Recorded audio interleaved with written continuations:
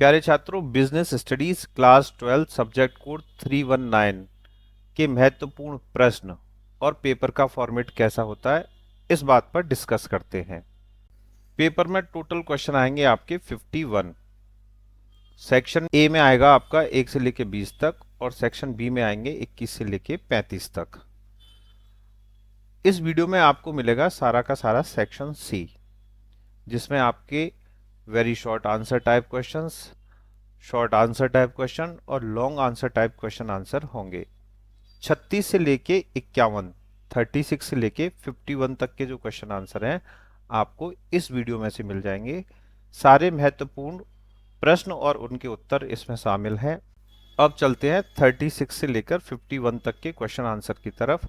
जो भी महत्वपूर्ण प्रश्न आंसर हैं वो मैं आपको तरीके से समझा रहा हूँ।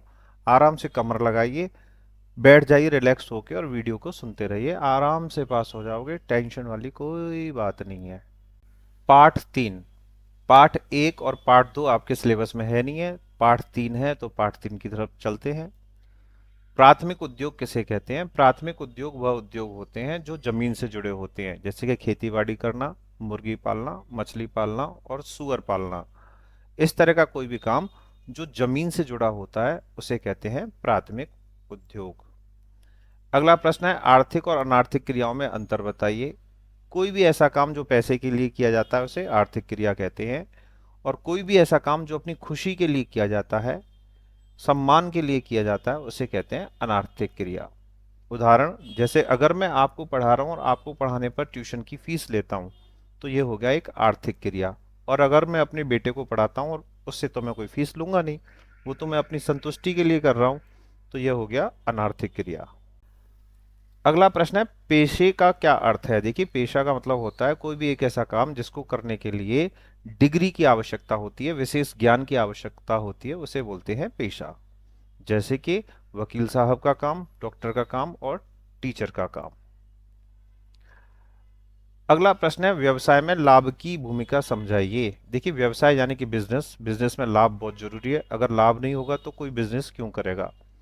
लाभ के द्वारा ही बिजनेस को आगे बढ़ाया जा सकता है। हर एक व्यापारी इसलिए व्यापार करता है कि उसे लाभ हो। लाभ ही बिजनेस को सफल बनाता है। लाभ के पैसे से व्यापार को बढ़ाया जाता है, नई ब्रांच खोली जाती हैं, विज्ञापन किए जाते हैं और कर्मचारियों को वेतनमान दिया जाता है। इसलिए व्यवसाय में लाभ बहुत ही महत्वपूर्ण है। अगला प्रश्न है, व्यावसायिक जोखिम से आप क्या समझते हैं? व्यापार में जोखिम, कोई भी ऐसा व्यापार नहीं है इस देश दुनिया में जिसमें कोई भी जोखिम ना हो। किस तरह का जोखिम? कभी कच्चा माल खराब हो जाता है, कभी बिजली चली जाती है उसकी वजह से सामान खराब हो जाता है, कभी एक्सीडेंट हो जाते हैं, दुकान में आग भी लग सकती है। आप कोई भी सामान खरीद के लेके आए और वो सामान खराब भी निकल सकता है। ग्राहक से आपकी लड़ाई भी हो सकती है। सरकार की कोई नियम कायदे कानून आ सकते हैं जिससे आपको अपना व्यापार बंद भी करना पड़ सकता है। तो व्यापार में बहुत सारे जोखिम होते हैं। अब चलते हैं पार्ट नंबर 4 की तरफ। ई व्यवसाय क्या होता है? ई व्यवसाय, ई, देखिए, ई का मतलब होता है इलेक्ट्रॉनिक। कोई भी ऐसा व्यवसाय जो इलेक्ट्रॉनिक माध्यम से किया जाता है उसे बोलते हैं ई व्यवसाय। अब बात करते हैं ई व्यवसाय या ई वाणिज्य की कोई चार सीमा बताइए। यानी कि जब इलेक्ट्रॉनिक माध्यम से आप व्यापार करते हैं उसकी कोई लिमिट होती है। ग्राहक से आपकी सीधे बात नहीं होती, इसके लिए डिजिटल पेमेंट की आवश्यकता पड़ती है, ये सीमा होती है। अगर ग्राहक को डिजिटल पेमेंट के बारे में नहीं पता तो आप व्यापार नहीं कर पाएंगे। ई वाणिज्य में कई बार फ्रॉड भी हो जाते हैं, पैसे का गलत लेन देन भी हो जाता है। तो ये हो गया आपका ई वाणिज्य की चार सीमाएं। अगला है, डेबिट कार्ड और क्रेडिट कार्ड में अंतर बताइए। आपके पास बैंक अकाउंट होगा, बैंक में पैसे जमा करते हैं आप। पैसे करने पैसे जमा करने के बाद आपको वहां पर एक एटीएम कार्ड मिलता है। एटीएम कार्ड को ही बोलते हैं डेबिट कार्ड। अपना पैसा जमा करो और उस पैसे को इस्तेमाल करो, उसके लिए जो कार्ड होता है उसे बोलते हैं डेबिट कार्ड। और क्रेडिट कार्ड जब दिया जाता है जब आप बैंक से अपनी क्रेडिट के अनुसार एक कार्ड लेते हैं और उस पैसे को आप इस्तेमाल करते हैं और बाद में एक निश्चित तारीख को वो पैसा जमा करना पड़ता है बैंक के अंदर। अगर आप नहीं जमा करेंगे तो आप पर जुर्माना लगेगा, पेनल्टी लगेगी। तो डेबिट कार्ड में अपना ही पैसा इस्तेमाल करना होता है, क्रेडिट कार्ड में आप उधार लिया हुआ पैसा बैंक से इस्तेमाल करते हैं और एक निश्चित समय पर उस पैसे को वापस करते हैं। दोनों ही प्लास्टिक के कार्ड होते हैं, दोनों ही एक जैसे दिखते हैं, लेकिन अंतर यह है डेबिट कार्ड में अपना पैसा और क्रेडिट कार्ड में बैंक का पैसा आप इस्तेमाल करते हैं, जो आपको एक निश्चित तारीख के बाद वापस करना पड़ता है। अगला है जी, ज्ञान प्रक्रिया बृहस्पतिकरण यानी कि केपीयू क्या होता है? Knowledge process outsourcing. हमारे देश में ये कंसेप्ट काफ़ी कम है, विदेशों में बहुत ज़्यादा होता है केपीयू। जैसे कॉल सेंटर होते हैं उसी तरह ये केपीयू भी काम करते हैं, बीपीओ की तरह। केपीयू में क्या होता है, कोई भी व्यक्ति आपको किसी विशेष सब्जेक्ट पर ज्ञान देता है। उदाहरण समझिए, जैसे कि आप एक डॉक्टर साहब हैं और आपका एक मरीज है। मरीज रात को 2 बजे बीमार हो गया और वो आपके पास इलाज के लिए नहीं आ सकता। मरीज आपको फ़ोन करता है और फ़ोन पर आप डॉक्टर साहब उसको कुछ दवाइयाँ बताते हैं और मरीज दवाइयाँ लेता है और वो ठीक हो जाता है। तो यानी क्या किया आपने, अपने ज्ञान को बाहर भेज दिया और उसके बदले क्या ले लिए? पैसे ले लिए। बाहर कहाँ भेज दिया? यानी कि मरीज के पास भेज दिया। तो इस प्रक्रिया को बोलते हैं ज्ञान का बृहस्पतिकरण। उदाहरण दूसरा समझिए, अगर कोई डॉक्टर साहब हैं, अमेरिका में रहते हैं, हम इंडिया में रहते हैं, हम चाहते हैं उनसे कंसल्ट करना, तो हम फ़ोन या वीडियो कॉल के माध्यम से उनसे कंसल्ट कर लेंगे। वो हमें समाधान बताएंगे और हम उन्हें पेमेंट कर देंगे। तो ये हो गया ज्ञान प्रक्रिया बृहस्पतिकरण। अगला प्रश्न है, ई बैंकिंग का अर्थ बताइए। ई बैंकिंग यानी कि एक ऐसी बैंकिंग जो इंटरनेट के माध्यम से होती है। 24/7 बैंकिंग होती है। ऑनलाइन पैसा जमा करते हैं, ऑनलाइन पैसा निकालते हैं, ऑनलाइन पासबुक होती है, कहीं से भी बैठकर कहीं भी पैसा ट्रांसफर कर सकते हैं। इसे कहा जाता है ई बैंकिंग या इंटरनेट बैंकिंग। अगला प्रश्न है, सार्वजनिक कंपनी की विशेषता गिनाइए। देखिए, सार्वजनिक कंपनी यानी कि सरकारी कंपनी, सरकार द्वारा इसे चलाया जाता है। इसका उद्देश्य होता है लोगों की सेवा करना, अधिकतर भलाई करना। सार्वजनिक कंपनी संसद के द्वारा नियंत्रित की जाती है। सार्वजनिक कंपनी में जो प्रबंधक होते हैं काफ़ी अनुभवी होते हैं। सार्वजनिक कंपनी जैसे कि हमारी एमटीएनएल हो गई, ये एक सार्वजनिक कंपनी है। इसे हम सरकारी कंपनी भी कह सकते हैं। इस कंपनी का मकसद होता है अधिक से अधिक लोगों की सेवा करना, न कि लाभ कमाना। अब बात करते हैं निजी कंपनी। निजी कंपनी यानी कि प्राइवेट लिमिटेड कंपनी होती हैं। सार्वजनिक कंपनी पब्लिक लिमिटेड होती हैं, निजी कंपनी प्राइवेट लिमिटेड होती हैं। निजी कंपनी का मकसद होता है अधिक से अधिक लाभ कमाना। इनका मकसद है सिर्फ लाभ कमाना, ये लाभ के लिए काम करती हैं, बेहतर सर्विस देती हैं। जैसे हम बात करते हैं जियो। जियो एक निजी कंपनी है और एमटीएनएल एक सार्वजनिक कंपनी है। तो इस प्रश्न को आप इस तरह समझ सकते हैं, निजी कंपनी लाभ कमाएगी, अच्छी सुविधा देगी।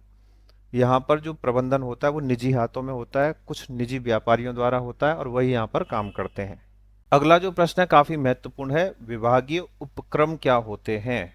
देखिए, विभागीय उपक्रम के मैं सबसे पहले आपको उदाहरण बता दूं।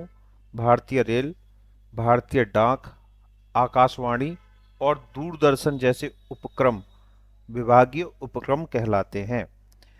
इनको जो चलाता है संसद, संसद चलाता है और इनका जो लेन देन होता है वो सरकारी खजाने से होता है। इनकी जो नीतियां होती हैं वो सरकार तय करती है। इनमें जो अधिकारी काम करते हैं वो सरकारी अधिकारी होते हैं। इनका जो मकसद होता है आमतौर पर लाभ कमाना नहीं होता। तो आप इस तरह याद रखेंगे, जैसे कि भारतीय रेल एक डिपार्टमेंटल आपका है, विभागीय है, विभाग है एक पूरा का पूरा। भारतीय रेल कभी भी लाभ के लिए काम नहीं करता, वो अधिकतर लोगों को सेवा देने के लिए काम करता है। इंडियन पोस्ट यानी कि पोस्ट ऑफिस है, ये भी एक विभागीय उपक्रम का एक उदाहरण है। बहुत ही महत्वपूर्ण प्रश्न है, अधिकतर पेपर में पूछा जाता है। अब आता है सरकारी कंपनी क्या होती है। देखिए, सरकारी कंपनी वह कंपनी होती है जिसमें सरकार की 51% की भागीदारी होती है, 51% की भागीदारी होती है। संसद के द्वारा चलाई जाती है, संसद में इसकी रिपोर्ट प्रस्तुत की जाती है। भेल और गेल, भारत हैवी इलेक्ट्रॉनिक लिमिटेड और गैस अथॉरिटी इंडिया लिमिटेड एक सरकारी कंपनी है। सरकारी कंपनी का मकसद यही होता है कि वो अधिक से अधिक लोगों की सेवा करे। सरकारी कंपनी कभी भी लाभ के लिए काम नहीं करती और सरकारी कंपनी लोगों के हित के लिए काम करती हैं। सरकार की 51% की इसमें हिस्सेदारी होती है। पेपर में पूछा जाता है तो भेल और गेल के बारे में लिख कर आ जाना। प्यारे छात्रों, जब आप इस वीडियो को देख रहे हैं तो इस बात का ध्यान रखिएगा कि एक शब्द पर विशेष ध्यान देना है। जैसे कि ये पूरा प्रश्न है, भर्ती प्रक्रिया में रोजगार कार्यालय कोई महत्वपूर्ण भूमिका निभा रहे हैं। अब ये पूरा प्रश्न है। प्रश्न को सुनने के बाद, प्रश्न को पढ़ने के बाद कंफ्यूज नहीं होना है। यहाँ पर एक शब्द को पकड़ लो, रोजगार कार्यालय। रोजगार कार्यालय मतलब एम्प्लॉयमेंट ऑफिस एक ऐसी जगह होती है जहां पर जितने भी बेरोजगार लोग होते हैं वहां पे अपना रजिस्ट्रेशन कराते हैं, और जब कोई भी सरकारी वैकेंसी निकलती है, सरकारी कोई भी पद निकलता है, तो रोजगार कार्यालय उन लोगों को सूचित करता है कि भाई सरकार ने ये पद निकाला है, आप इसके लिए योग्य हैं और आप जाकर एक काम करिए, उस पर अप्लाई कर दीजिए। कई बार रोजगार कार्यालय से बेरोजगार लोगों को भत्ते भी दिए जाते हैं सरकार की तरफ से, कि सरकार बेरोजगारों को पैसा दे रही है। तो सरकार को कैसे पता चलेगा? सरकार उन्हीं बेरोजगारों को पैसा देगी जिन्होंने अपना नाम रोजगार कार्यालय में लिख रखा है। तो रोजगार कार्यालय बेरोजगार लोगों की बहुत ज्यादा मदद करते हैं, उनके लिए नौकरी की व्यवस्था करवाते हैं, सरकारी योजनाओं को उन तक पहुंचाते हैं। ये सब लिखना है। बाकी इस तरह जो प्रश्न को पढ़ने का कोई मतलब नहीं रह जाता पेपर में। ना तो आपके पास इतना समय है और ना आप इतना सीरियस पढ़ के जाते हैं। तो इसलिए रोजगार कार्यालय जहां भी आपको दिख जाए वहां पर ये वाली कहानी छाप दीजिए। अगला है, रिक्त पदों के संबंध में सूचना के दो स्रोत समझाइए।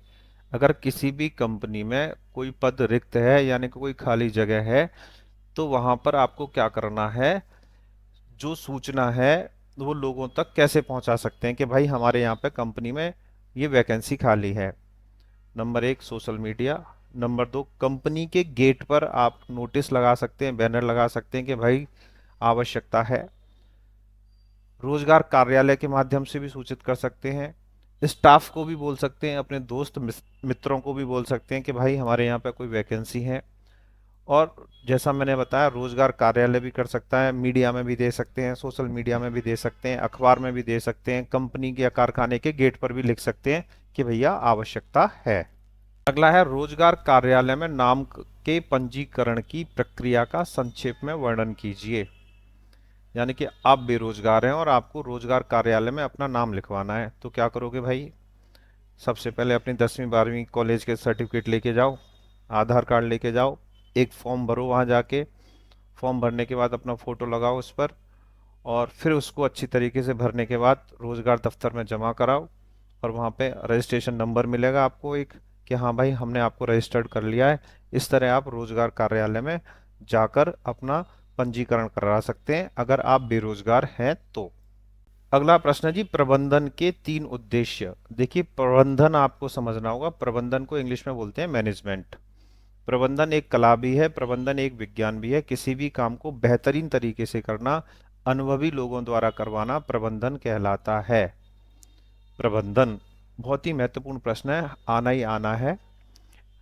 प्रबंधन की मैं आपको सबसे पहले कुछ विशेषताएं बताता हूं, ये प्रश्न होगा कहीं भी। ये क्या? प्रबंधन की विशेषताएं। प्रबंधन लगातार चलने वाली प्रक्रिया है। प्रबंधन से हम ग्राहकों की समस्या का समाधान कर सकते हैं। जो लोग प्रबंधन करते हैं उन्हें प्रबंधक बोलते हैं, और जो लोग प्रबंधन करते हैं उनको वेतनमान या तनख्वाह दी जाती है। प्रबंधन दिन रात चलता है। प्रबंधन से, अगर प्रबंधन अच्छा है तो कंपनी का नाम फैलेगा, ग्राहकों की समस्या का समाधान होगा। तो प्रबंधन बहुत ही महत्वपूर्ण है। प्रबंधन एक कला भी है, प्रबंधन एक विज्ञान भी है। प्रबंधन को इंग्लिश में बोलते हैं मैनेजमेंट, और जो प्रबंधन करते हैं उन्हें बोलते हैं मैनेजर। अब आ गया वैज्ञानिक प्रबंधन से क्या है। देखिए, वैज्ञानिक प्रबंधन का मतलब होता है आप मैनेजमेंट कर रहे हैं साइंटिफिक तरीके से। एक छोटा सा उदाहरण बताता हूँ। अगर आप किसी दफ्तर में काम करते हैं, पहले जो अटेंडेंस लगती थी वो अटेंडेंस रजिस्टर में लग जाती थी, लेकिन अब अटेंडेंस लग रही है बायोमेट्रिक तरीके से, आपको अंगूठा लगाना पड़ता है। तो ये एक वैज्ञानिक प्रबंधन का एक उदाहरण हो गया। यानी कि मैनेजमेंट करते समय आप टेक्नोलॉजी का प्रयोग कर रहे हैं, इसको बोलते हैं वैज्ञानिक प्रबंधन। अब यहां से यहां तक देख लो आप, प्रबंधन के उद्देश्य, प्रबंधन का महत्व, प्रबंधन के कार्य। यानी कि मैनेजमेंट क्या करता है? प्रबंधन ग्राहकों की सेवा करता है, प्रबंधन कंपनी का लाभ बढ़ाता है, प्रबंधन कर्मचारियों के बीच में तालमेल बैठाता है। अगर प्रबंधन अच्छा है तो सब लोग कंपनी या व्यापार की तारीफ करेंगे। प्रबंधन समाज में यह एक संदेश देता है कि हाँ भाई, इस संस्था में, इस कंपनी में अच्छा काम होता है, और उस बात को लोग बड़ा गंभीरता से लेते हैं। अगर प्रबंधन खराब होगा तो ग्राहक आपके यहाँ पे नहीं आएगा। प्रबंधन बहुत जरूरी है। प्रबंधन हमेशा अनुभवी व्यक्ति द्वारा कराना चाहिए। जो प्रबंधन करते हैं उन्हें प्रबंधक बोलते हैं, और जो प्रबंधन करता है उसे पैसे या वेतनमान दिया जाता है। अगला प्रश्न है, नियोजन के प्रकार, नियोजन के नियम, नियोजन की विधियां, नियोजन की सीमाएं। देखिए, नियोजन शब्द को समझ लीजिए। नियोजन को हिंदी में बोलते हैं नियोजन, और इंग्लिश में बोलते हैं प्लानिंग। क्या बोलते हैं? प्लानिंग। प्लानिंग यानी कि नियोजन हमेशा भविष्य के लिए किया जाता है। मुझे 6 महीने बाद यह बिजनेस स्टार्ट करना है, इसकी मैं क्या करूँगा? नियोजन करूँगा, यानी कि प्लानिंग करूँगा। नियोजन हमेशा अनुभवी व्यक्ति द्वारा कराया जाना चाहिए। नियोजन समय पर होना चाहिए। समय निकल जाने के बाद अगर आप नियोजन कर रहे हैं या प्लानिंग कर रहे हैं तो उसका कोई फायदा नहीं है। नियोजन बहुत ही आवश्यक होता है। अगर गलत प्लानिंग होगी, यानी कि गलत नियोजन होगा, तो आपको सफलता नहीं मिलेगी। नियोजन समय पर होना चाहिए, सही होना चाहिए, साइंटिफिक तरीके से होना चाहिए, अनुभवी लोगों द्वारा होना चाहिए। नियोजन की कुछ सीमाएं होती हैं, क्योंकि नियोजन पेपर पे तो कर दिया जाता है, लेकिन नियोजन को इम्प्लीमेंट करने के लिए, यानी कि लागू करने के लिए व्यक्तियों की आवश्यकता होती है, संसाधनों की आवश्यकता होती है। प्लानिंग आप कितनी भी कर लो, आपके पास संसाधन नहीं है तो फिर आप सफल ही नहीं होगे। तो ये हो गई नियोजन की सीमाएं। पार्ट नंबर 13 की तरफ चलते हैं। अब आगे है निर्देशन। देखो, निर्देशन को इंग्लिश में बोलते हैं डायरेक्शन। डायरेक्शन, बस इतना याद रख लो। कई सारे प्रश्न मिलेंगे आपको निर्देशन से जुड़े हुए। तो निर्देशन होता क्या है? पेपर में निर्देशन शब्द मिल जाए तो यही कहानी छाप के आना। देखिए, निर्देशन को बोलते हैं डायरेक्शन। निर्देशन जो दिया जाएगा, किसी भी काम को गलत होने से रोकने के लिए हम क्या करते हैं? निर्देशन करते हैं। जैसे कि आप किसी कंपनी में काम करते हैं तो बहुत सारे जो सीनियर्स होते हैं वो जूनियर्स को क्या देते हैं? निर्देशन देते हैं, यानी कि डायरेक्शन देते हैं कि भाई आप इस काम को इस प्रकार कर लीजिए। अगर निर्देशन समय पर हो जाए तो काम को गलत होने से बचाया जा सकता है। निर्देशन जो दिया जाएगा किसी सीनियर व्यक्ति द्वारा दिया जाएगा। निर्देशन का मतलब होता है समय का बचाव करना, मेहनत कम करवाना, और संसाधनों का सही उपयोग कराना। अगर कोई गैर अनुभवी आदमी बैठा है कुर्सी पर और पीछे उसके कोई सीनियर आदमी बैठा हुआ है, तो उसे निर्देश देगा, हाँ भाई इस काम को ऐसे करो। तो निर्देशन क्या करता है? व्यापार को सफल बनाता है, संसाधनों को बचाता है, समय को बचाता है और ग्राहकों को संतुष्ट करता है। ये हो गए निर्देशन। याद रखिए, निर्देशन को बोलते हैं डायरेक्शन। पेपर में जहां भी निर्देशन शब्द आए, यही कहानी आपको लिखनी है। अब आ जाओ संप्रेषण। देखिए, संप्रेषण का मतलब होता है कम्युनिकेशन। कम्युनिकेशन का मतलब होता है बातचीत। संप्रेषण को प्रभावशाली कैसे बनाना है, संप्रेषण पे बात कर रहे हैं। चलिए देख, व्यापार में संप्रेषण बहुत जरूरी होता है। उदाहरण समझिए, अगर मैं एक कोचिंग सेंटर चला रहा हूं और मैंने कहा कि भाई सोमवार की छुट्टी है, सोमवार की छुट्टी है, ये मैंने अपनी बात छात्रों को बताई, ग्रुप में मैसेज डाल दिया, तो क्या होगा? एक बार में ही सारे छात्रों को ये बात पता चल जाएगी, यानी कि हमारा हो गया संप्रेषण। अगर मैं ये काम नहीं करता तो सोमवार को बच्चे क्लास पढ़ने आते और वो फिर बहुत कहते, सर आपने ये क्या किया, आप छुट्टी करनी थी तो आप बता देते। तो संप्रेषण होना बहुत जरूरी है। और संप्रेषण कैसा हो? प्रभावशाली। प्रभावशाली संप्रेषण का मतलब क्या है? जब भी संप्रेषण हो रहा है तो उसमें सारी बात होनी चाहिए, साफ सुथरे शब्दों में होना चाहिए, कम शब्दों में होना चाहिए, और समय से पहले हो जाना चाहिए। संप्रेषण जो होता है, औपचारिक होता है, अनौपचारिक होता है, लिखित होता है, मौखिक होता है। अब जैसे मैं ही आपको पढ़ा रहा हूँ तो आपसे संप्रेषण कर रहा हूँ, वन साइडेड संप्रेषण हो रहा है, मैं ही अपनी बात कह रहा हूँ। तो संप्रेषण वन साइडेड भी हो सकता है, संप्रेषण टू साइडेड भी हो सकता है, औपचारिक भी हो सकता है, अनौपचारिक भी हो सकता है। व्यापार में जो संप्रेषण होता है वो औपचारिक संप्रेषण होता है। संप्रेषण की राह में क्या बाधा आती हैं, क्या क्या चुनौती आती हैं, तो वो मैं अब आपको बताऊंगा। संप्रेषण में क्या बाधा आती हैं? मैं आपसे बात करना चाहता हूं तो हो सकता है मेरे पास मोबाइल ना हो। आपसे बात करना चाहता हूँ, यानी कि संप्रेषण करना चाहता हूँ, तो हो सकता है आपको पंजाबी आती हो और मुझे हिंदी आती हो, तो भाषा का भी दिक्कत आ सकती है। संप्रेषण में मैं आपसे कुछ और कहना चाहता हूँ, आपने कुछ और समझ लिया, यानी कि समझने के तरीके में भी अंतर आ सकता है। अगर कोई संप्रेषण किसी काम को बिगड़ने के बाद हो रहा है तो उस संप्रेषण का कोई भी महत्व नहीं रह जाएगा। तो ये होता है संप्रेषण। संप्रेषण यानी कि अपनी बात को अपने ग्राहकों तक पहुंचाना क्या कहलाता है? संप्रेषण कहलाता है। संप्रेषण के लिए बैनर भी लगाए जाते हैं, पोस्टर भी लगाए जाते हैं।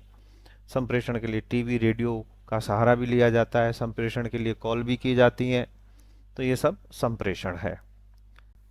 अगला प्रश्न है नेतृत्व। नेतृत्व का मतलब होता है लीडरशिप। उदाहरण बताते हैं, भारतीय जनता पार्टी नेतृत्व कर रहे हैं मोदी जी। अच्छा नेता कौन होता है? अच्छा नेता वो होता है जो अपने साथ में रहने वाले लोगों की समस्या को समझे, जनता के मूड को समझे। अब इसी तरह व्यापार में भी नेता की आवश्यकता पड़ती है। हर एक बिजनेस में एक लीडर जरूर होता है, जो बिजनेस का ओनर हो सकता है, एचओडी हो सकता है, सीईओ हो सकता है, कोई भी हो सकता है। नेतृत्व का मतलब होता है लीडरशिप। अच्छा जो नेता होता है सबसे बातचीत करता है, सबकी समस्याओं को समझता है, समय पर हमेशा हर जगह उपस्थित रहता है, प्रभावशाली होता है, बातचीत करने का तरीका साफ सुथरा होता है, गाली गलौज का प्रयोग नहीं करता है, कई सारी भाषाओं का ज्ञान होता है, सामने वाले के मूड को, दिमाग को पढ़ने की पूरी कोशिश करता है। तो नेतृत्व को बोलते हैं लीडरशिप। इस शब्द को देख लीजिए, बाकी सारी कहानी आपको छांट देनी है। अब जैसे कि मैं आपको बता रहा था नेतृत्व, आपने ये नेतृत्व देख लिया ना, बस इसी को पकड़ के सारी बात लिखते जाइए। नेतृत्व क्लास 12th का बिजनेस स्टडी पढ़ रहे हैं, क्वेश्चन नंबर 36 से लेके क्वेश्चन नंबर 51 तक के सारे क्वेश्चन आंसर आपको यहीं से मिल जाएंगे। अगला प्रश्न है वित्तीय नियोजन। वित्तीय नियोजन से पहले इस शब्द को पढ़ लो। वित्त का होता है, वित्त होता है जी पैसा, हर एक के पास पैसा होता है। और नियोजन का मतलब होता है प्लानिंग, यानी कि फाइनेंशियल प्लानिंग, पैसे की प्लानिंग। देखिए वित्तीय नियोजन इसलिए किया जाता है कि भविष्य की आवश्यकताओं को पूरा किया जा सके। अगर मैं एक व्यापारी हूँ, मेरे पास 10 लाख रुपए हैं, 20 लाख रुपए हैं, तो मैं वित्तीय नियोजन करूंगा कि अपने पैसे को कहाँ पर किस प्रकार लगाना है। मशीन खरीदनी है, कच्चा माल खरीदना है, या बैंक में डालना है, तो ये करना पड़ता है मुझे वित्तीय नियोजन। वित्तीय नियोजन इसलिए किया जाता है कि भविष्य में कोई दिक्कत ना हो, अगर हमें कोई ज़रूरत पड़े तो हमें पैसा समय पर मिल जाए। और वित्तीय नियोजन इसलिए भी किया जाता है जिससे कि व्यापार से जुड़े हुए रिस्क कम हो सकें। अब आ रहा है वित्तीय प्रबंधन यानी कि फाइनेंशियल मैनेजमेंट। देखिए वित्तीय, वित्त याद रखिए, वित्त का मतलब होता है पैसा, मुद्रा, नोट। तो ये होता है वित्त। प्रबंधन के उद्देश्य, कोई भी व्यापारी वित्त का प्रबंधन क्यों करता है? नई कंपनी खोलने के लिए, नई ब्रांच खोलने के लिए, कर्मचारियों को तनख्वाह देने के लिए, टेक्नोलॉजी को अपनाने के लिए, अधिक से अधिक लाभ कमाने के लिए, अधिक से अधिक ग्राहकों को अपने यहाँ पर लाने के लिए, भविष्य में अपने आप को सुरक्षित रखने के लिए, किसी दूसरे के सामने हाथ ना फैलाना पड़े, इसलिए करना पड़ता है वित्तीय प्रबंधन। अगला प्रश्न है डीमेट अकाउंट से आपका क्या आशय है? देखिए डीमेट अकाउंट वो अकाउंट होता है जो हम शेयर मार्केट का जब काम करते हैं, शेयर मार्केट को खरीदते और बेचते हैं, तो उस समय जो हमें अकाउंट खोलना पड़ता है उसे बोलते हैं हम डीमेट अकाउंट। डीमेट अकाउंट आपका बहुत होना जरूरी है अगर आप शेयर मार्केट में काम कर रहे हैं, जहां पे अपने शेयर को खरीद कर उसमें आप रख सकते हैं। आजकल किसी भी बैंक में आप डीमेट अकाउंट भी खुलवा सकते हैं। देखिए अब जो प्रश्न है वो है प्राथमिक बाजार व द्वितीयक बाजार में क्या अंतर है? प्राइमरी मार्केट और सेकेंडरी मार्केट। चलिए साहब, शेयर मार्केट का नाम आपने सुना होगा। तो प्राथमिक बाजार वह बाजार होता है जहां पर कोई भी स्टॉक, बॉन्ड पहली बार, याद रखिए फर्स्ट टाइम, जारी किए जाते हैं, यानी कि इशू किए जाते हैं और बेचे जाते हैं। प्राथमिक बाजार वह बाजार होता है जहां पर कोई भी शेयर, कोई भी बॉन्ड पहली बार खरीदे जाते हैं और पहली बार बेचे जाते हैं, तो उसे बोलते हैं प्राथमिक बाजार। द्वितीयक बाजार वह होता है जहां पर पहले से जारी किए गए शेयर्स और बॉन्ड को खरीदा और बेचा जा सकता है। याद रखिएगा, प्राथमिक बाजार में आप पहली बार शेयर को खरीदेंगे और बेचेंगे। द्वितीय बाजार में उसी शेयर को आप दोबारा खरीद सकते हैं और बेच सकते हैं, इसे बोलते हैं हम द्वितीयक बाजार। अंतर समझ में आ रहा है? प्राथमिक बाजार पहली बार खरीदेंगे बेचेंगे, और दूसरी बार द्वितीयक बाजार में आप शेयर को या किसी बॉन्ड को दोबारा खरीद सकते हैं या बेच सकते हैं। अगला प्रश्न है शेयर बाजार की परिभाषा दीजिए। देखिए शेयर बाजार यानी कि शेयर मार्केट एक ऐसा मार्केट होता है जहां पे कंपनी अपने शेयर्स को खरीदती और बेचती हैं। कंपनी भी खरीद सकती है, कोई इंसान भी खरीद सकता है।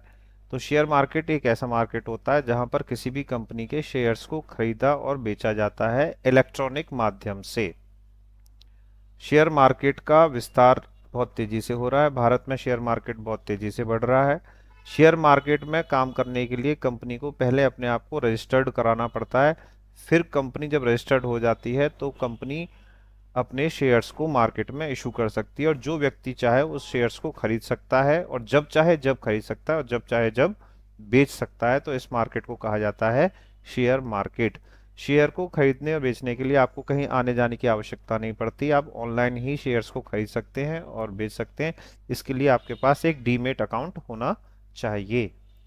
अब चलते हैं प्रश्न नंबर 18 की तरफ। निवेशकों के हितों की रक्षा और शेयर बाजार के व्यवसाय के नियंत्रण में सेबी की भूमिका का वर्णन कीजिए। यानी कि सेबी ने किस प्रकार काम किया है।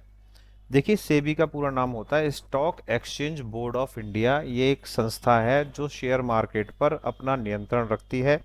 सेबी की स्थापना कराई गई थी 12 अप्रैल 1988 को। 12 अप्रैल 1988 को सेबी की स्थापना करवाई गई थी और इसको जिम्मेदारी दी गई थी कि शेयर मार्केट में जो लोग भी पैसा लगा रहे हैं उनके हितों की रक्षा करना, यानी कि निवेशकों के हित की रक्षा करना, और जो कंपनी अपने आप को रजिस्टर्ड करना चाहती है उसे रजिस्टर्ड करना, किसी भी तरह की धोखाधड़ी को रोकना, अनुचित व्यापार को रोकना, शेयरों के अधिग्रहण की निगरानी करना, शेयर बाजार से जुड़े हुए लोगों को प्रशिक्षण देना, और शेयर बाजार में अगर किसी भी कंपनी के खिलाफ कोई भी शिकायत आती है तो उसको शिकायत का समस्या का समाधान करके देगी हमारी सेबी। सेबी की स्थापना हुई थी 12 अप्रैल 1988 को। देखिए, अगला प्रश्न है विपणन। गौर से देखना, विपणन, ये यहाँ से यहाँ तक विपणन आ रहा है हर जगह, विपणन विपणन विपणन विपणन। तो विपणन को समझा देता हूँ आपको कम शब्दों में। विपणन को इंग्लिश में बोलते हैं मार्केटिंग। मार्केटिंग यानी कि विपणन किसी भी व्यवसाय की जान होता है। विपणन का मतलब होता है कंपनी के प्रोडक्ट को बेचने के लिए विज्ञापन करना और विज्ञापन के लिए पैसे खर्च करना। पैसे देकर जो विज्ञापन किया जाता है उसे बोलते हैं विपणन। विपणन बहुत ही आवश्यक है। विपणन से ग्राहकों की संख्या बढ़ती है, कंपनी का नाम फैलता है। आज के समय में विपणन का तरीका बदल गया है। इंटरनेट के माध्यम से, सोशल मीडिया के माध्यम से, यूट्यूब के माध्यम से, और ऐसे लोगों से विपणन करवाया जाता है जिनका एक चेहरा हो। फिल्मी कलाकार हो सकते हैं, क्रिकेटर हो सकते हैं। विपणन ही यानी कि मार्केटिंग ही प्रोडक्ट को व्यापार में सफल बनाता है। तो विपणन करने से पहले कंपनियां बहुत शोध भी करती हैं। पारंपरिक विपणन यानी कि पुरानी तरीके का विपणन होता था जो अब काम नहीं करता। आधुनिक विपणन में इंटरनेट की बहुत आवश्यकता पड़ती है, सोशल मीडिया की आवश्यकता पड़ती है, टीवी की आवश्यकता पड़ती है। विपणन के 4 महत्वपूर्ण बिंदु बताइए। विपणन में पैसे यानी कि वित्त की आवश्यकता पड़ती है। विपणन के लिए कुछ माध्यम का इस्तेमाल करना पड़ता है, इंटरनेट, सोशल मीडिया और टीवी का इस्तेमाल करना पड़ता है। विपणन से ग्राहकों की संख्या बढ़ जाती है, विपणन से कंपनी का लाभ बढ़ जाता है। तो यही बात आप सारी की सारी पूरे चैप्टर में यही बात है, विपणन विपणन और विपणन। विपणन यानी कि मार्केटिंग, जहां भी विपणन आए वहां पे यही कहानी आपको छाप के आनी है। अगला प्रश्न, टिकाऊ वस्तुएं क्या होती हैं और गैर टिकाऊ वस्तुएं क्या होती हैं। टिकाऊ वस्तुएं ऐसी वस्तु होती हैं जो लंबे समय तक चलती हैं, जैसे कि fridge, TV, washing machine, bike, ये सब हैं टिकाऊ वस्तुएं। और गैर टिकाऊ वस्तु होती हैं जो बहुत कम चलती हैं, जो कुछ समय के लिए प्रयोग की जाती हैं, उन्हें बोलते हैं गैर टिकाऊ वस्तुएं। उदाहरण के लिए, एक साबुन की टिक्की लाए और आपने उसे इस्तेमाल कर लिया, साबुन की टिक्की खत्म, गैर टिकाऊ। टीवी लेकर आए, 10 साल चल गया, टिकाऊ। कार लेके आए, टिकाऊ। बाइक लेके आए, टिकाऊ। गैर टिकाऊ, जो एक बार प्रयोग करी, खत्म हो गए, खर्च हो गई, उन्हें बोलते हैं हम गैर टिकाऊ वस्तुएं। अगला प्रश्न है वितरण के माध्यम। काफी महत्वपूर्ण प्रश्न है, 100% आएगा पेपर में, इस बात को याद रखिएगा। देखिए, वितरण का मतलब होता है उत्पादक से वस्तु उपभोक्ता तक पहुंचाना। उदाहरण समझिए, अगर कोई किसान गांव में है, गांव में गेहूं का उत्पादन करता है और शहर में रहने वाला रामू उस गेहूं को खाता है, तो गांव से शहर तक वस्तु को पहुंचाना क्या कहलाता है? वितरण कहलाता है। वितरण में सबसे पहले होता है उत्पादक, फिर होता है उपभोक्ता, और उन दोनों के बीच में होते हैं थोक विक्रेता और फुटकर विक्रेता।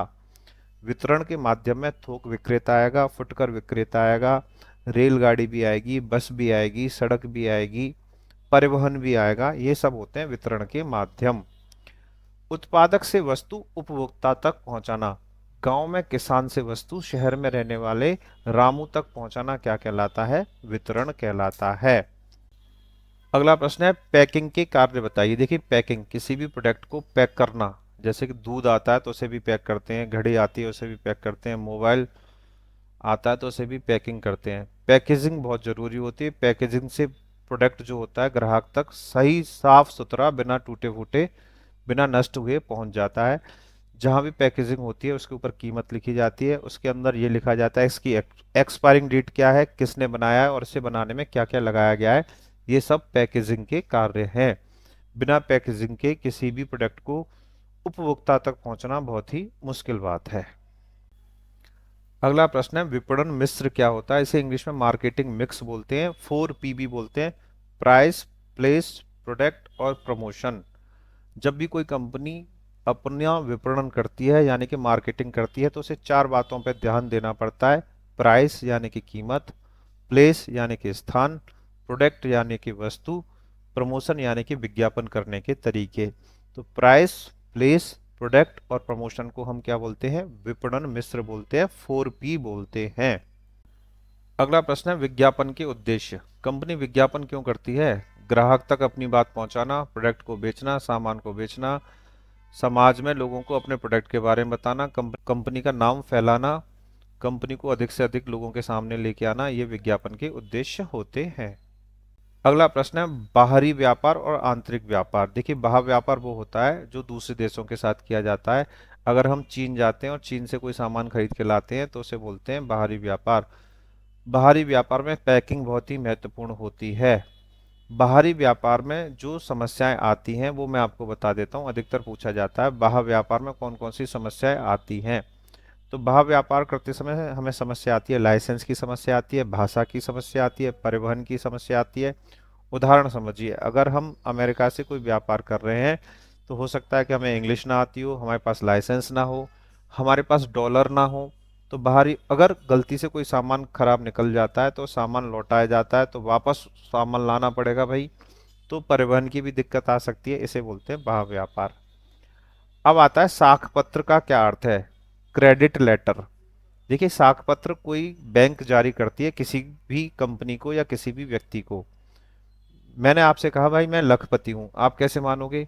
आप बोलोगे सर जी आप एक काम करो, अपना बैंक अकाउंट चेक करवा दो, आपका क्रेडिट लेटर देख लेते हैं, साख पत्र देख लेते हैं। तो साख पत्र कोई बैंक जारी करती है, साख पत्र जारी करना बहुत जरूरी होता है। भारतीय अर्थव्यवस्था के लिए व्यापार की आवश्यकता और महत्व बताइए। भारत के लिए बाहरी व्यापार बहुत जरूरी है, दूसरे देशों के साथ व्यापार बहुत जरूरी है। पेट्रोल खरीदने के लिए हमें दूसरे देशों से व्यापार करना पड़ेगा, कंप्यूटर टेक्नोलॉजी खरीदने के लिए दूसरे देशों से व्यापार करना पड़ेगा, अपने यहाँ के मिर्च मसाले बेचने के लिए हमें दूसरे देशों से व्यापार करना पड़ेगा, कृषि का सामान बेचने के लिए हमें दूसरे देशों से व्यापार करना पड़ेगा, दूध बेचने के लिए, मांस बेचने के लिए, मीट बेचने के लिए हमें दूसरे देशों से व्यापार करना पड़ेगा, हथियार खरीदने के लिए हमें दूसरे देशों से व्यापार करना पड़ेगा। व्यापार बहुत जरूरी है। जब व्यापार करेंगे तो हमें डॉलर प्राप्त होंगे, डॉलर प्राप्त होंगे हमें पैसे मिलेंगे और हमारे देश में तरक्की होगी, दूसरे देशों के साथ अच्छे संबंध बढ़ेंगे। तो इसलिए बाहरी व्यापार हमारे लिए बहुत ही आवश्यक है। अब चलते हैं पार्ट नंबर 24 की तरफ। उपभोक्ता कौन होता है? उपभोक्ता एक ऐसा व्यक्ति होता है जो बाजार जाता है और सामान खरीद के लाता है। उदाहरण के लिए आप बाजार गए, बाजार से मोबाइल खरीद के लाए तो आप मोबाइल के उपभोक्ता हैं। उपभोक्ता को धोखाधड़ी से बचाने के लिए वर्ष 1986 में एक अधिनियम आया जिसका नाम रखा गया उपभोक्ता संरक्षण अधिनियम। उसमें उपभोक्ता को दी गई सुरक्षा, उपभोक्ता को सुरक्षा दी गई, उपभोक्ता को दिए गए कुछ अधिकार, जैसे कि सुरक्षा का अधिकार, सुनवाई का अधिकार, चयन का अधिकार, बिल प्राप्त करने का अधिकार, उपभोक्ता शिक्षा का अधिकार, ये सब अधिकार दिए गए। उपभोक्ता की सुरक्षा के लिए गैर सरकारी संगठनों की भूमिका, गैर सरकारी संगठन को बोलते हैं हम एनजीओ। तो ये भी उपभोक्ताओं की सुरक्षा के लिए काम करते हैं। जब भी उपभोक्ता के साथ कुछ गलत होता है तो एनजीओ भी आते हैं। जहां सरकार मदद नहीं कर पाती वहां पे लोग एनजीओ के पास पहुंच जाते हैं और वहां पे अपने लिए कहते हैं कि भाई आप हमारे हक की लड़ाई लड़ो। और बहुत सारे एनजीओ उपभोक्ता के लिए उनके हक की लड़ाई लड़ते हैं। गैर सरकारी संगठन का मतलब होता है एनजीओ। अब बात करते हैं उपभोक्ता संरक्षण की आवश्यकता, यानी कि उपभोक्ता का संरक्षण करना ही क्यों है। बाजार में धोखाधड़ी से बचाने के लिए, उपभोक्ता से अधिक कीमत वसूली न किया जाए, इसलिए उपभोक्ता संरक्षण की आवश्यकता होती है। मिलावट का सामान न बेचा जाए, नकली सामान न बेचा जाए, इसलिए उपभोक्ता के संरक्षण की आवश्यकता होती है। देखिए, संरक्षण का मतलब होता है बचाना। किसी भी उपभोक्ता को इसलिए बचाना जरूरी है कि भाई समाज में, अगर बाजार में या समाज में उसके साथ कुछ गलत होगा तो उसकी शिकायत तो सुनी जाएगी ना। तो इसको सुनने के लिए उपभोक्ता संरक्षण अदालतें भी बैठी हैं, जिसे बोलते हैं आयोग। क्या बोलते हैं? आयोग बोलते हैं। उपभोक्ता संरक्षण को करने के लिए आयोग हैं। उपभोक्ता संरक्षण अधिनियम के अनुसार उपभोक्ता के अधिकार। उपभोक्ता संरक्षण अधिनियम के अनुसार उपभोक्ता को जो अधिकार दिए गए हैं, सुरक्षा का अधिकार, सुनवाई का अधिकार, चयन का अधिकार, उपभोक्ता शिक्षा का अधिकार, ये सब अधिकार दिए गए हैं उपभोक्ता को, जिसके द्वारा उपभोक्ता बाजार में अपने आप को सुरक्षित महसूस करता है। उपभोक्ता संरक्षण अधिनियम के अंतर्गत कौन कौन व्यक्ति शिकायत दर्ज कर सकता है? हर व्यक्ति जिसने सामान खरीदा है, जो बाजार गया है, या जिसने सामान का उपयोग किया है, वो बाजार में अगर अपने साथ कुछ भी गलत हुआ है तो उसकी शिकायत दर्ज कर सकता है उपभोक्ता संरक्षण अदालतों में। यहाँ पे था कौन कौन शिकायतें दर्ज कर सकता है। जो भी सामान खरीद के लाए वो भी कर सकता है, जिसने सामान का प्रयोग किया है वो भी कर सकता है, और कोई भी ऐसा व्यक्ति कर सकता है जो किसी व्यक्ति की मदद करना चाहता हो। कुछ अगर कोई गरीब है, वो अपनी लड़ाई खुद नहीं लड़ सकता, तो कोई भी व्यक्ति जनहित याचिकाओं के द्वारा उस व्यक्ति की मदद कर सकता है और अदालत में शिकायतें कर सकता है।